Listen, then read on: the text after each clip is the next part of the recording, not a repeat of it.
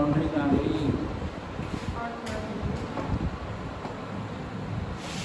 हाँ ठीक है, बस छोड़ दो। तो देखो डी एंड एफ ब्लॉक ठीक है बेटा, D and F block elements की बात करेंगे।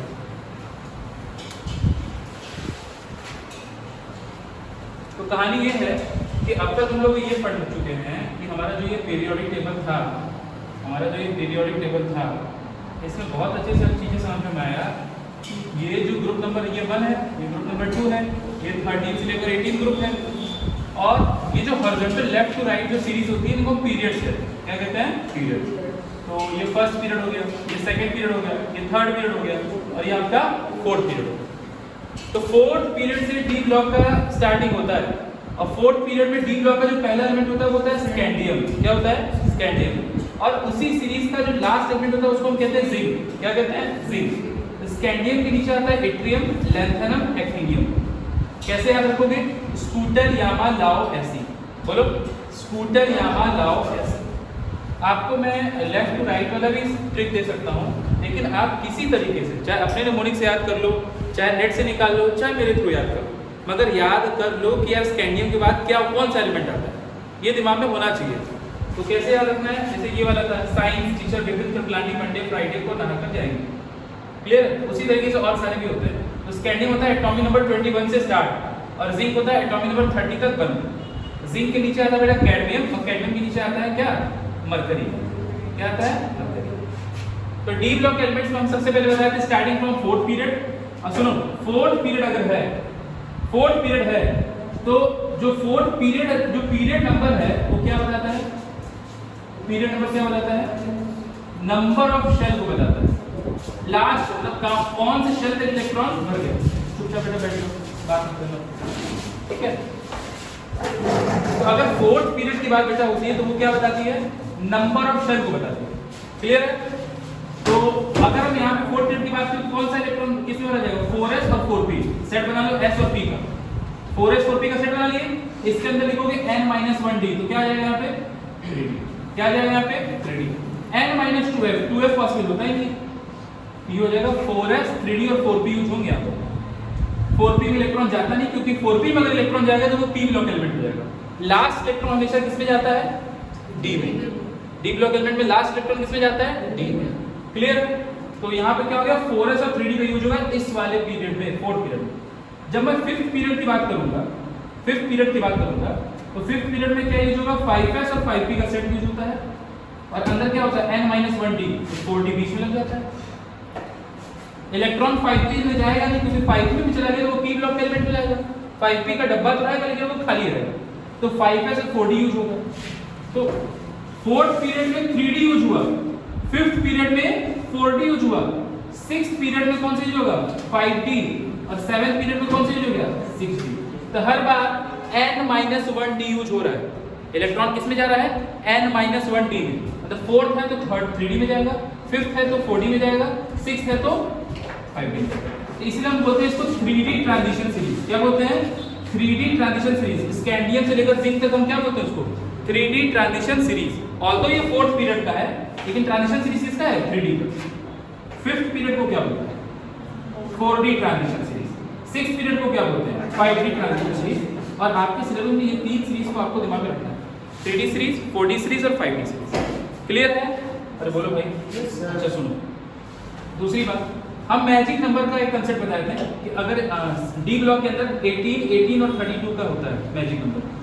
मतलब अगर स्कैंडियम का एटॉमिक नंबर 21 है तो 21 प्लस 18 बराबर 39, 39 प्लस 18 बराबर 57, और 57 प्लस 32 बराबर 18 है। तो अगर आपको सक्सेसिव एलिमेंट्स के एक ग्रुप के अंदर बढ़ते हुए एलिमेंट्स के अंदर एटॉमिक नंबर नहीं आते तो मैजिक नंबर से आप क्लियर कर सकते हो। भाई पहले का 21 है तो दूसरे का 18 जोड़ दो, फिर 18 जोड़ दो, फिर 32 जोड़ दो। तो मैजिक नंबर मेन क्या था? सबसे बड़ा 2, 8, 8, 18, 18, 32, 32। ये दिमाग में रखना है। डी ब्लॉक के लिए क्या है? 18, 18, 32। बोलो क्लियर है? अच्छा, तो अब स्टार्ट करते हैं हम। लिखो डी और एफ ब्लॉक एलिमेंट्स। रेडी कर दिए?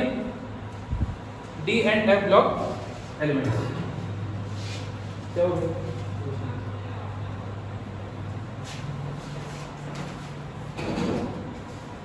तो सुनो, ये है एस ब्लॉक बेटा और ये क्या है? P block. एस ब्लॉक ना हाईली रिएक्टिव होते हैं। क्या होते हैं? Highly reactive.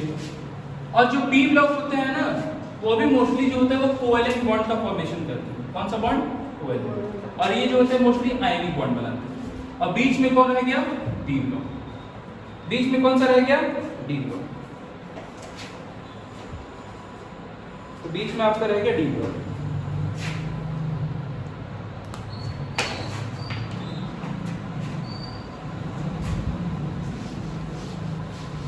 तो मतलब कि अगर दिमाग में रखो तो डी ब्लॉक में स्टार्टिंग कहां से होती है? फोर्थ पीरियड से। ग्रुप कौन सा है पता है? थर्ड ग्रुप से स्टार्ट हो रहा है। कौन से ग्रुप से? थर्ड ग्रुप से। तो लिखो इंट्रोडक्शन। इंट्रोडक्शन क्या तो लिखो, हेडिंग करो। लिखो D block elements are often called transition elements. फटाफट लिखना, लिखने में टाइम वेस्ट मत करो। D block elements are often called transition elements. क्या कहते हैं हम? ट्रांजिशन एलिमेंट कहते हैं। ट्रांजिशन का मतलब समझते हो? बोलो भाई। अरे एक ऐसी स्टेज जो बीच की स्टेज हो। किसकी स्टेज हो? इन बिटवीन वाली स्टेज हो। तो ये तुम्हारा एस ब्लॉक था, ये तुम्हारा पी ब्लॉक था। तो एस ब्लॉक और पी ब्लॉक के बीच में आता है ना डी ब्लॉक, इसलिए इसको हम क्या कहते हैं? Transition element. मतलब बीच वाली स्थिति, इन बिटवीन वाली स्थिति। तो लिखो D block element are called transition elements because their position in periodic table, their position in periodic table lie between S and P block, S and P block।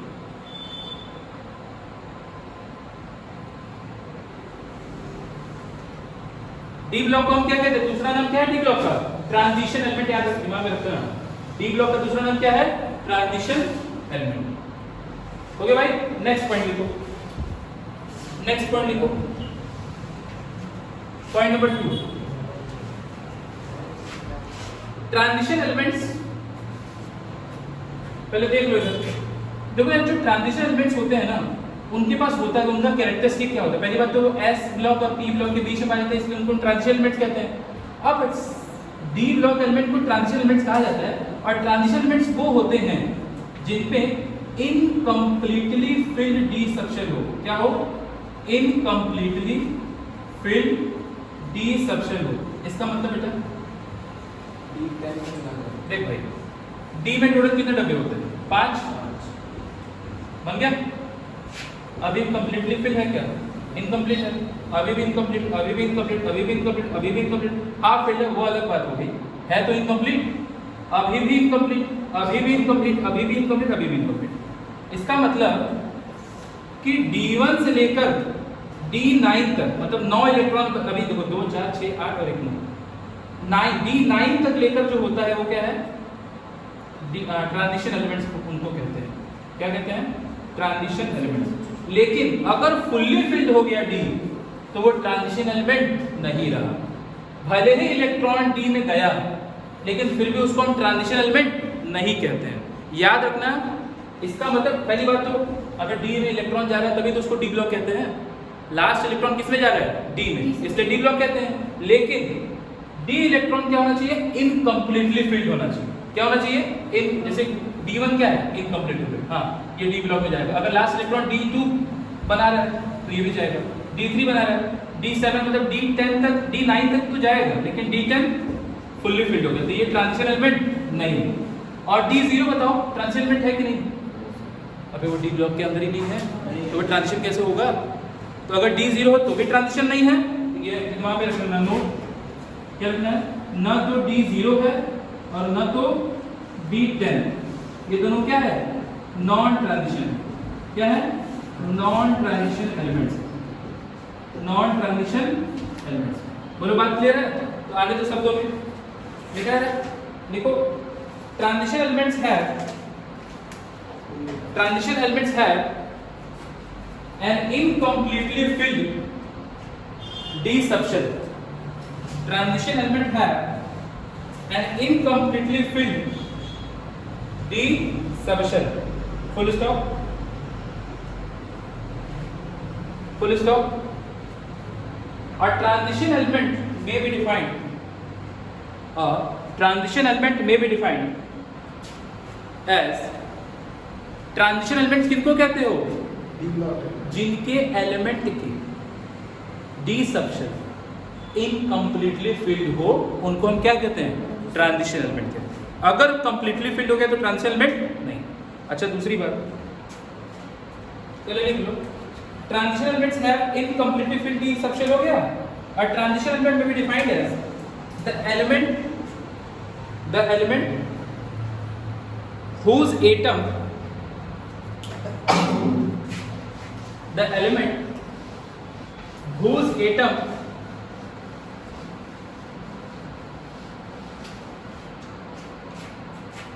in ground state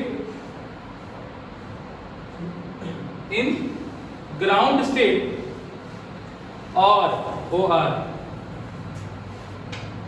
most common oxidation state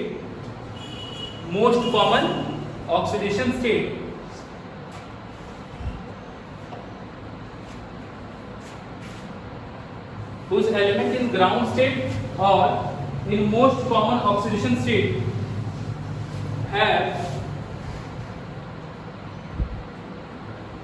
partly filled, partly मतलब आधा पूरा, partially भी लिख सकते हो, partly देखता हूँ, partially filled D subshell that is D1 to D9, that is D1 to D9। हो गया भाई? तो सुनो, अब इस लाइन का मतलब समझते हैं। जैसे कि तुम अभी पढ़े थे स्कैंडियम से लेकर जिंक तक इलेक्ट्रॉनिक कॉन्फ़िगरेशन में पढ़ा चुके हैं कल। तो क्या था स्कैंडियम? क्या करो 4s2 आर्गन छोड़ो 4s2 3d1, फिर टाइटेनियम का 4s2 3d2, फिर वेनेडियम का 4s2 3d3, फिर क्रोमियम का 4s2 3d4, क्योंकि d4 से अच्छा d5 हो जाता है। बोले तो थे? अरे भाई 1 2 3 4 d4 है। d4 चाहता है कि हम किसी तरीके से क्या हो जाए, बस एक इलेक्ट्रॉन दे दो तो हम क्या हो जाएंगे d5। और d5 होता है हाफ फिल्ड, और हाफ फिल्ड होता है स्टेबल, हाफ फिल्ड होता है स्टेबल। तो हमेशा देखो d3 नहीं चाहेगा क्योंकि वो 2 कदम पीछे है। जस्ट एक इलेक्ट्रॉन जो शॉर्ट होगा हाफ फिल्ड यानी वो चाहेगा कि d5 हो जाए, तो यहाँ से इलेक्ट्रॉन इसमें चला जाएगा, इसमें क्या जाएगा 4s1 3d5। ये एक्सेप्शन भी इलेक्ट्रॉनिक कॉन्फ़िगरेशन का। तो science teacher Vipin Kripalani Monday Friday को नहाकर जाएंगे। तो आप सबका लिखोगे ठीक है, लेकिन जब कॉपर पे आओगे ना, निकिल का लिखोगे तो 4s2 3d8 लिखोगे। यहाँ तक सब चलते आ रहा है। फिर उसके बाद देखो इसका क्या हो जाएगा 4s2 3d9 हो जाएगा, लेकिन d9 अब फिर वही बात 5 तक इलेक्ट्रॉन करे 6 7 8 9। अब इसको भी ये वाली अवस्था हो गई है, इसको भी चाहिए क्या, एक इलेक्ट्रॉन दे दो हम फुल्ली फिल्ड हो जाएंगे। तो एक इलेक्ट्रॉन कहाँ से लेगा 4s ले लेगा, इसका हो जाएगा 4s1 3d10 बोलो। और जिंक क्या हो जाएगा 4s2 3d10, मतलब इतना भी लिखवाएंगे सब कॉन्फ़िगरेशन। तो सुनो, तो ट्रांजिशन एलिमेंट ऐसे होते हैं जिसमें डी सबशेल जो होता है वो इनकम्प्लीटली फिल्ड हो। इसका मतलब एकदम खाली ही ना हो, ऐसा नहीं कि डी पूरा खाली है तब तो वो डी ब्लॉक ही नहीं रहा, या कंप्लीटली फिल्ड है। लेकिन एक और लाइन देखो लिखा है, क्या लिखा है देखो, has incompletely filled D subshell in ground state as well as most common oxidation state. इसका मतलब क्या हुआ, जैसे कि मैंगनीज को समझते हैं, ठीक है? तो मैंगनीज के फॉर्म में भी पाया जाता है नेचर में, और मैंगनीज +2 के फॉर्म में भी पाया जाता है। मैंगनीज के फॉर्म में भी पाया जाएगा और मैंगनीज +2 के फॉर्म में पाया जाएगा। तो मैंगनीज का क्या होता है कॉन्फ़िगरेशन, ध्यान से देखोगे ना, इसका होता है D5S2। कितना होता है भाई, D5S1 इसका है तो D5S2 इसका हो जाएगा। तो इसका हो जाएगा 4s2 3d5 कॉन्फ़िगरेशन मैंगनीज का। तो D में 5 इलेक्ट्रॉन है तो ये फुल्ली फिल्ड तो है नहीं।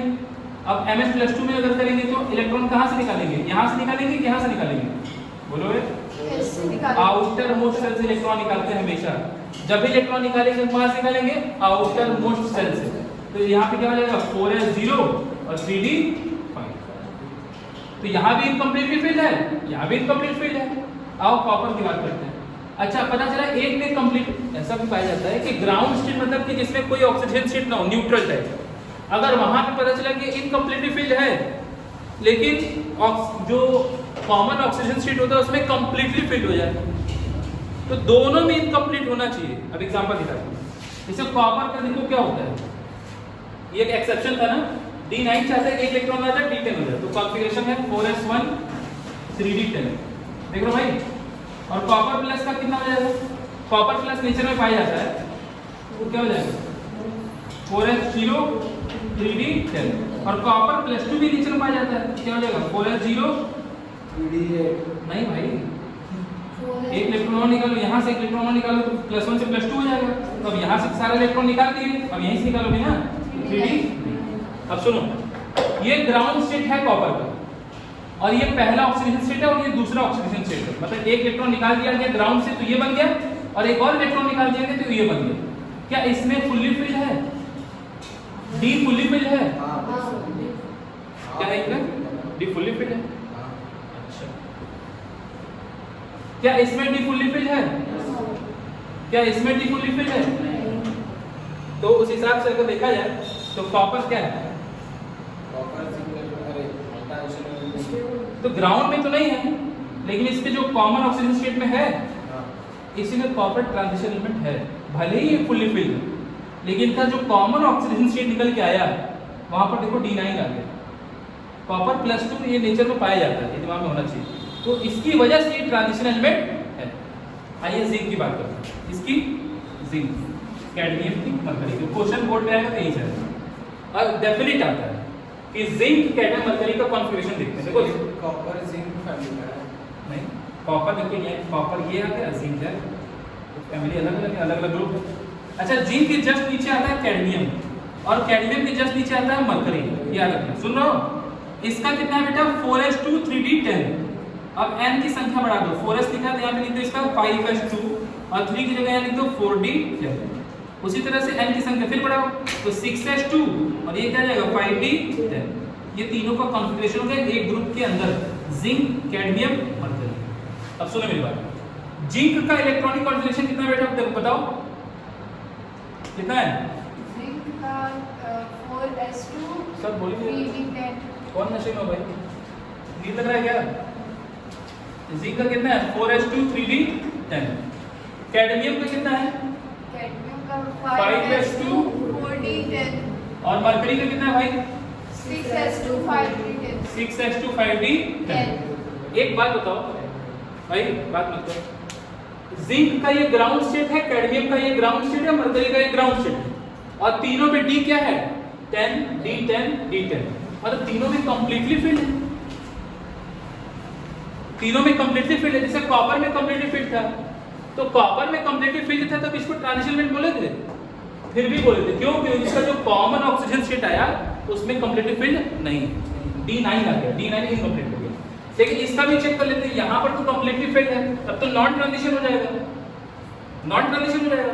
लेकिन एक बार जिंक +2 में देख लिया जाए तो इलेक्ट्रॉन यहाँ से निकालोगे 2 इलेक्ट्रॉन, तो क्या हो जाएगा? 4s0 और 3d। यहाँ पर भी क्या है? कंप्लीटली फिल्ड है। मतलब कि कॉमन ऑक्सीडेशन स्टेट के अंदर भी फुल्ली फिल्ड और ग्राउंड स्टेट में फुल्ली फिल्ड। जब दोनों में फुल्ली फिल्ड आ गया, इसका मतलब कि सच में क्या है? नॉन ट्रांजिशन एलिमेंट है। क्या है? Non transition element. Zinc plus पाया नहीं जाता है, जिंक +2 ही पाया जाता है, ये दिमाग। अगर मैं कैडमियम की बात करूं तो वही हाल है, कैडमियम +2 में कितना आ जाएगा? 5s0 4d10। उसी तरीके से इसका। तो अगर क्वेश्चन पूछता है बोर्ड एग्जाम में, पता है क्या पूछता है? तो पूछा भी है बहुत बार PYQ अगर देखोगे तो पूछेगा why zinc cadmium and mercury are non transition elements. भाई ये डी ब्लॉक के अंदर ही होते हैं। अरे भाई इस कैडमियम से लेकर जिंक तक ये डी ब्लॉक के अंदर ही होते हैं भाई, लेकिन डी ब्लॉक के अंदर होने के बाद भी जिंक कैडमियम मरकरी जो होते हैं वो ट्रांजिशन एलिमेंट नहीं होते। तो बताओ क्या सारे के सारे डी ब्लॉक ट्रांजिशन एलिमेंट होते हैं? नहीं। किसको छोड़कर? जिंक, कैडमियम और मरकरी को छोड़कर। Zinc, cadmium, mercury transition element क्यों नहीं हुए? क्योंकि इनका जो इलेक्ट्रॉनिक कॉन्फ़िगरेशन है दोनों रूप में, ग्राउंड स्टेट में as well as most common oxidation state में, दोनों रूप में डी फुल्ली फिल्ड है। और डी फुल्ली फिल्ड होगा तो वो ट्रांजिशन एलिमेंट नहीं होगा। ट्रांजिशन एलिमेंट होने के लिए जो क्राइटेरिया होता है कि डी जो है वो इनकम्प्लीटली फिल्ड हो। कहां पर? उसके ग्राउंड स्टेट में या उसके मोस्ट कॉमन ऑक्सीडेशन स्टेट में, दोनों में से किसी में भी अगर फुल्ली फिल्ड निकल गया तो दोनों में अगर फुल्ली फिल्ड है तो वो क्या है? नॉन ट्रांजिशन एलिमेंट है। ये दिमाग में रख लेना, क्या है? नॉन ट्रांजिशन एलिमेंट है। लिखो अगला पॉइंट, अगला पॉइंट लिखो, ग्रुप 12, ग्रुप 12 ब्रैकेट लिखो द जिंक ग्रुप या जिंक फैमिली भी लिख सकते हो। Group 12 the zinc group elements have completely filled D orbital. अरे ग्रुप 12 जो होता है, देखो ये ग्रुप नंबर 1 है, ये ग्रुप नंबर 2 है, ये ग्रुप नंबर 3 से लेकर ग्रुप नंबर 12 तक यहाँ होता है, ग्रुप नंबर 13 से लेकर ग्रुप नंबर 18 तक यहाँ तक होता है। ठीक है, अब अगर मैं ग्रुप 12 की बात करता हूँ तो ग्रुप 12 में क्या होता है? जिंक, कैडमियम और मरकरी होता है। तो वही बोलता है कि जो ग्रुप 12 के एलिमेंट्स हैं जिसको हम जिंक की फैमिली कहते हैं, उन वो क्या होते हैं? Are called non transition element. देखो zinc family are called non transition elements, non transition elements because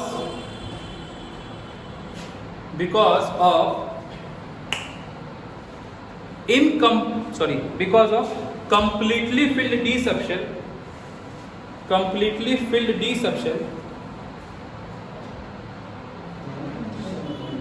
because of completely filled D subshell, because of completely filled D subshell in their ground state as well as most common oxidation state।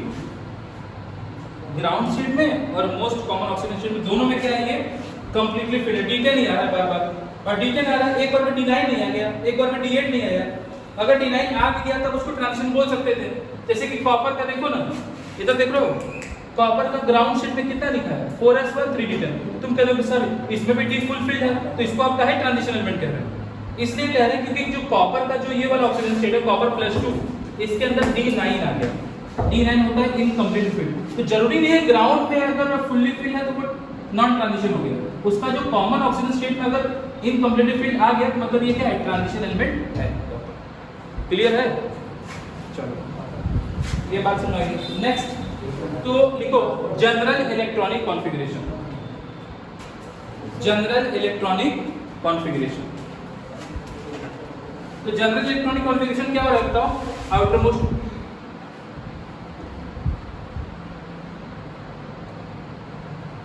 General electronic configuration क्या हो रहा है? तो लिखो NS1 to 2 और N-1 D1 to 10। ये होता है जनरल इलेक्ट्रॉनिक कॉन्फ़िगरेशन। अरे देखो ना स्कैंडियम का क्या लिखते थे? 4s2 3d1। तो देखो ये अगर n बराबर यहाँ पर 4 मानो, सुन लो भाई इधर देखो, n बराबर अगर 4 मानो तो NS और यहाँ पे 2 आ गया। कभी 1 हो सकता है, कभी 2 हो सकता है। इस केस में स्कैंडियम के केस में क्या है? 2 है। और N-1 मतलब 4-1 that is equal to 3d में कितना है? 1 से लेकर 10 इलेक्ट्रॉन हो सकता है पूरे के पूरे डी ब्लॉक में, 1 से लेकर 10 इलेक्ट्रॉन। तो स्कैंडियम के केस में 1। कॉपर का देख लो, कॉपर का कितना है? 4s1 3d10। इस बार देखो s में 1 इलेक्ट्रॉन है, एक्सेप्शन वाले केस में। यहाँ पर इसलिए बोल दिए थे कॉन्फ़िगरेशन में कि 1 भी हो सकता है, 2 भी हो सकता है। इस केस में क्या है? 1। और 3d में कितने हैं? 1 से लेकर 10 तक हो सकता है। इस केस में 10। तो ये होता है general electronic configuration. NS1 to 2, बहुत लोग लिख देते हैं बस NS2 नहीं लिखना है, कभी कभी 1 भी हो जा रहा है, जैसे क्रोमियम और कॉपर के केस में। सर n का वैल्यू 4 से स्टार्ट। हाँ उसका वैल्यू भाई 4th पीरियड से तो स्टार्ट हो रहा है डी ब्लॉक। और N-1 D 1 से लेकर 10 तक। ये हो गया general electronic configuration. Clear? Next transition elements, देखो अगला point, transition element show, transition element show, अगला पॉइंट है बेटा, transition elements and their compounds लिख लो, transition elements and their compounds. क्या सारे डी ब्लॉक ट्रांजिशन होते हैं? नहीं। क्या सारे डी ब्लॉक ट्रांजिशन होते हैं? नहीं। एक्सेप्शन कौन है? Zinc family, zinc cadmium mercury, zinc cadmium mercury. क्या सारे ट्रांजिशन डी ब्लॉक होते हैं? हाँ, सारे ट्रांजिशन में क्या होते हैं? डी ब्लॉक होते हैं। ये दिमाग में रखना। तो क्या लिखना है? ट्रांजिशन मेटल्स और उनके जो कंपाउंड्स होते हैं and there compound show catalytic property, catalysis में होते हैं, catalytic property and paramagnetic property, and paramagnetic property, show catalytic property and paramagnetic property. Clear हो गया भाई? पैरामैग्नेटिक प्रॉपर्टी लिख लिया भैया।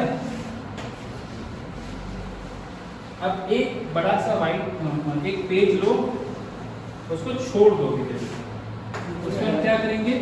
सारे डी ब्लॉक एलिमेंट्स का एक एक एलिमेंट का इलेक्ट्रॉनिक कॉन्फ़िगरेशन लिखेंगे।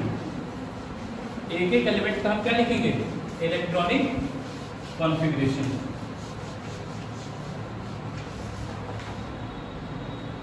ठीक है बेटा? तो एक पेज छोड़ के फिर आगे लिखो, एक पूरा ब्लैंक पेज छोड़ दो, उसके आगे लिखो general trends, general trends. Trend number 1, general trends के अंदर एक पार्ट लिखो मेटालिक कैरेक्टर, मेटालिक कैरेक्टर। तो ट्रांजिशन मेटल्स होते हैं एक्चुअली, डी ब्लॉक के जितने भी एलिमेंट्स होते हैं वो क्या होते हैं? Transition general trends, general trends के अंदर क्या लिखना है? Metallic character. लिख ले भाई।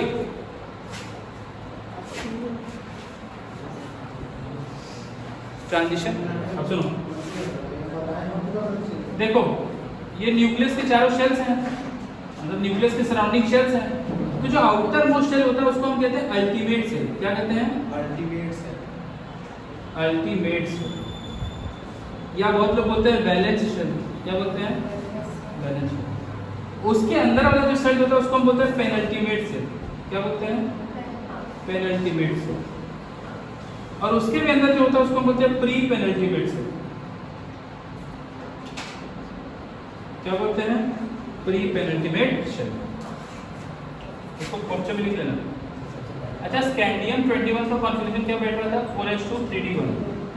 और टाइटेनियम 22 का बन रहा था 4s2 3d2। कहने का मतलब ये है कि हर बार इलेक्ट्रॉन किस में जा रहा है? ed में जा रहा है। देखो यहाँ पे d1 हो गया, यहाँ पे d2 हो गया। तो बताओ अल्टीमेट सेल में जा रहा है इलेक्ट्रॉन कि पेनल्टीमेट सेल में जा रहा है? अबे पेनल्टीमेट में जा रहा है, क्योंकि आउटर मोस्ट n बराबर 4 है इस वाले सीरीज में। ये है अल्टीमेट सेल, और उसके अंदर वाला शेल कौन सा हो गया? अंदर वाला शेल, तो पेनल्टीमेट सेल। क्या हो गया? Penultimate shell. तो मतलब n-1d वाला इलेक्ट्रॉन कर रहा है, n-1d वाला सबशेल कर रहा है, इसलिए हम इसको क्या बोलेंगे?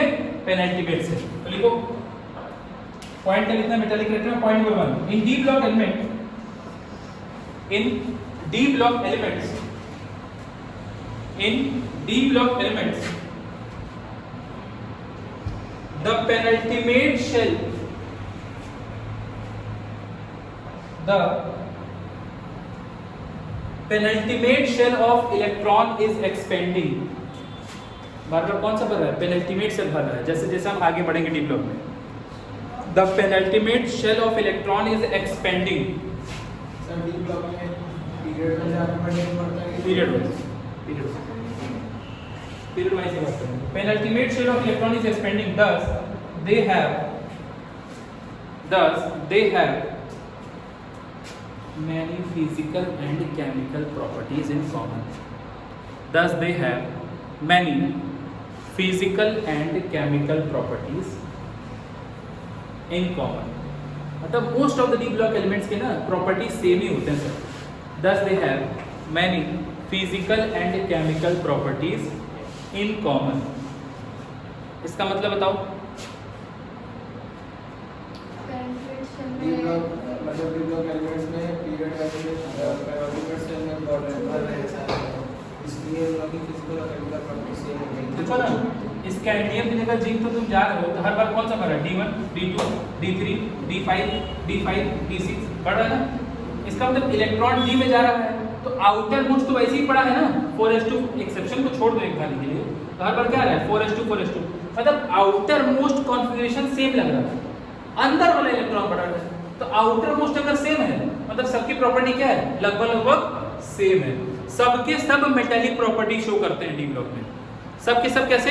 Metallic property. अच्छा, मेटल का काम तुम लोग पढ़ ही चुके हो, कैसे होते हैं मेटल? मैलिएबल होते हैं, बोलो, डक्टाइल होते हैं, जैसा शेप तो वैसा शेप ले लेते हैं, ठीक है, लस्टरस होते हैं, शाइन करते हैं, और बोलो हार्ड होते हैं, हाई मेल्टिंग बॉइलिंग पॉइंट होता है, बहुत ज्यादा conductor of electricity, free electrons पाए जाएंगे, डी में इलेक्ट्रॉन जो है फ्री पाए जाते हैं, ठीक है, अनपेयर्ड इलेक्ट्रॉन। पहली बात, मेटल्स का काम क्या? Highly malleable, highly ductile, conductors of electricity, और क्या बोल सकते हैं? High melting and boiling point, hard होते हैं, लस्टरस होते हैं। तो ये मेटल की सारी प्रॉपर्टीज डी ब्लॉक के अंदर देखी जाती है। मोस्टली सॉलिड होते हैं एक्सेप्ट मरकरी, मरकरी लिक्विड होता है जो थर्मामीटर में होता है, और जिंक, कैडमियम, मरकरी आ गया ना तो वो डी ब्लॉक एलिमेंट है, लेकिन ट्रांजिशन एलिमेंट नहीं है। ऑल्दो मरकरी क्या है? लिक्विड फॉर्म में होता है। क्या होता है? लिक्विड फॉर्म में होता है। तो क्या लिखना है हमको? नेक्स्ट पॉइंट लिखो, nearly all transition element show typical metallic property. Nearly all transition element show typical metallic property. Typical तो अंग्रेजी शब्द है, जैसे तुम एक टिपिकल प्रोग्राम करते हो, हाँ, nearly all the transition element have typical metallic properties such as, एक नंबर पे डाल दो, हाई टेंसाइल स्ट्रेंथ।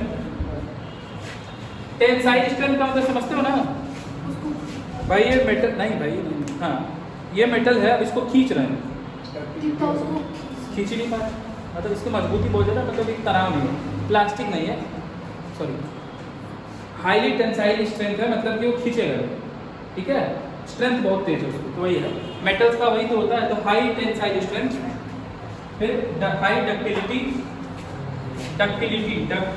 डक्टाइल होता है मेटल्स का, malleability, malleable,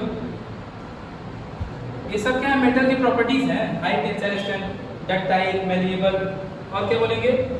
high thermal conductivity. अगर टेम्परेचर दोगे ना तो इलेक्ट्रॉन और तेजी से भागेंगे मेटल्स के अंदर, तो high thermal conductivity, high thermal conductivity हो गया भाई। एंड लस्टरस, लस्टरस भी होते हैं, चमकदार होते हैं।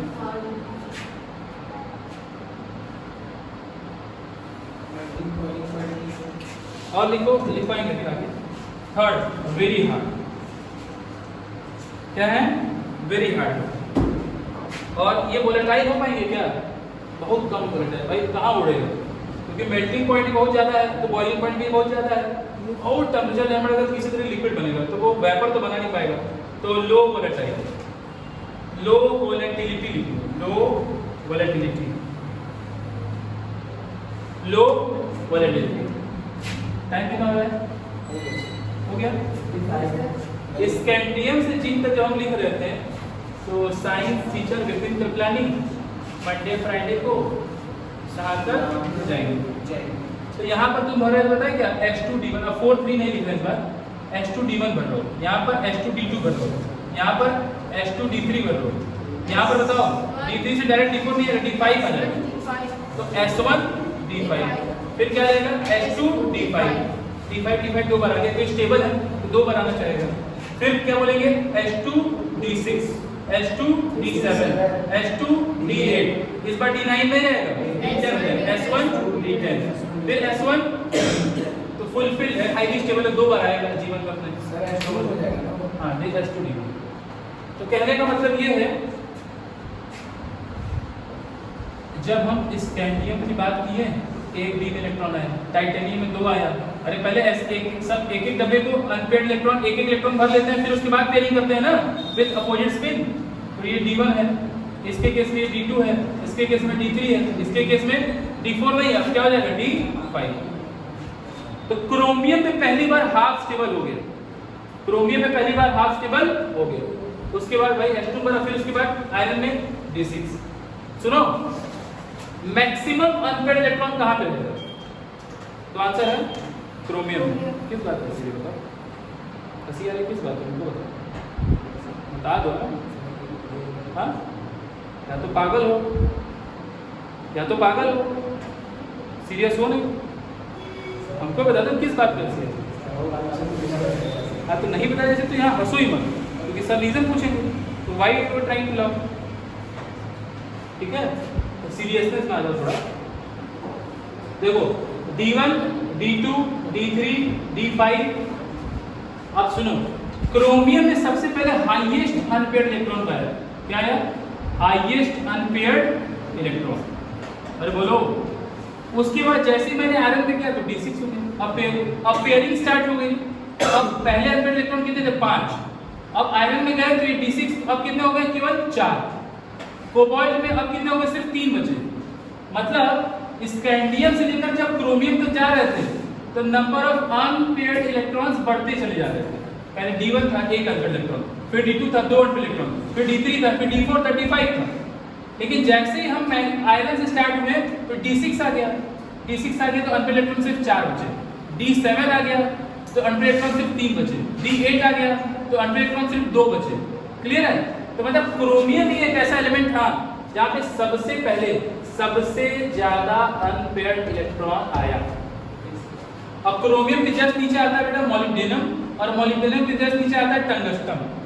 क्रोमियम, मॉलिब्डेनम, टंगस्टन, ये क्रोमियम की फैमिली होती है। तो जैसा क्रोमियम का कॉन्फ़िगरेशन है ना, वैसा मॉलिब्डेनम और वोल्फ्राम का भी होगा। इसका मतलब on moving from left to right in D block element number of unpaired electrons increases up to chromium, up to chromium. उसके बाद पेयरिंग स्टार्ट हो जाती थी तो नंबर ऑफ अनपेयर्ड इलेक्ट्रॉन क्या हो रहे हैं? घटते चले जा रहे हैं। तो लिखो क्रोमियम, मॉलिब्डेनम, वोल्फ्राम, फिर टंगस्टन, ऐसे लिखो chromium, molybdenum and tungsten, and tungsten have maximum number of unpaired electron, have maximum number of unpaired electron and therefore. अच्छा, अनपेयर्ड इलेक्ट्रॉन होगा इसका मतलब क्या है? सुन रहे हो? जैसे कि 5 डब्बे होते हैं, 1 2 3 4 5। मैक्सिमम अनपेयर्ड इलेक्ट्रॉन होने का मतलब ये है ना, जैसे एक डी ब्लॉक एलिमेंट ये है, एक और मान लेते हैं जैसे ये क्रोमियम ये है, एक और क्रोमियम आ गया। उसी तरह भाई एक जो क्रिस्टल होता है उसमें क्रोमियम के बहुत सारे एलिमेंट्स होते हैं, तो सब आपस में क्या होता है? सब अनपेयर्ड इलेक्ट्रॉन रखते हैं। तो अगर अनपेयर्ड इलेक्ट्रॉन मैक्सिमम होगा तो अनपेयर्ड आपस में क्या करेंगे? दोनों मिलकर क्या होंगे? पेयरिंग बनाएंगे, मतलब बॉन्डिंग बनाएंगे। क्या बनाएंगे? बॉन्डिंग। एक अनपेयर्ड दूसरे अनपेयर्ड के साथ जो बॉन्डिंग बनाता है मेटल्स के केस में, उसको हम कहते हैं मेटालिक बॉन्डिंग। क्या कहते हैं? Metallic bonding. तो जितना ज्यादा अनपेयर्ड इलेक्ट्रॉन रहेगा उतना ज्यादा मेटालिक बॉन्डिंग होगा। क्या होगा? मेटालिक बॉन्डिंग होगा। तो अनपेयर्ड इलेक्ट्रॉन ज्यादा तो मेटालिक बॉन्डिंग ज्यादा, और मेटालिक बॉन्डिंग ज्यादा तो हाईली पैक्ड। क्या? Highly packed. तो उनका जो है मेल्टिंग पॉइंट भी ज्यादा, उनका बॉइलिंग पॉइंट भी ज्यादा। इसका मतलब अनपेयर्ड इलेक्ट्रॉन का खेला है। तो लिखो chromium, molybdenum and tungsten have maximum number of unpaired electrons and therefore they are very hard metals, they are very hard metals and have important underline कर लेना इस बात को, high enthalpy of atomization, high and have high enthalpy of atomization in their period, high enthalpy of atomization in their period। हो गया भाई? अरे बोलो, हो गया? इसका मतलब अनपेयर्ड इलेक्ट्रॉन बेटा ज्यादा होगा तो कई सारे क्रोमियम, अरे यार इस तरीके से क्रोमियम का क्रिस्टल है, chromium chromium chromium chromium chromium chromium chromium chromium chromium. तो बहुत सारे क्रोमियम है और आपस में कौन सा बॉन्डिंग है? Metallic bonding. कौन सा बॉन्डिंग है? किसकी वजह से? अनपेयर्ड इलेक्ट्रॉन होने की वजह से। जब मेटालिक बॉन्डिंग ज्यादा है तो बॉन्ड स्ट्रेंथ ज्यादा है, तो ज्यादा पैक्ड है, तो ज्यादा हार्ड है। तो एक बात बताओ, अगर हम एनर्जी देंगे इसको क्या करने के लिए कि पूरा ये जो क्रोमियम का क्रिस्टल है उससे एक जो क्रोमियम निकल, मतलब एटोमाइज करने के लिए, क्रोमियम को अलग अलग करने के लिए जो एनर्जी देनी पड़ती है या क्रोमियम एटम में बदलने के लिए जो एनर्जी देनी पड़ती है उसको हम क्या कहते हैं? Enthalpy of atomization. तो अगर कोई भी क्रिस्टल बहुत ज्यादा हार्ड होगा तो बहुत ज्यादा एनर्जी देनी पड़ेगी क्या करने के लिए? उसको एटोमाइज करने के लिए। क्या देनी पड़ेगी? बहुत ज्यादा एनर्जी। उसी को कहते हैं हाई एंथैल्पी ऑफ एटोमाइजेशन। आया बात समझ में? चलो आज तो इतना हो गया।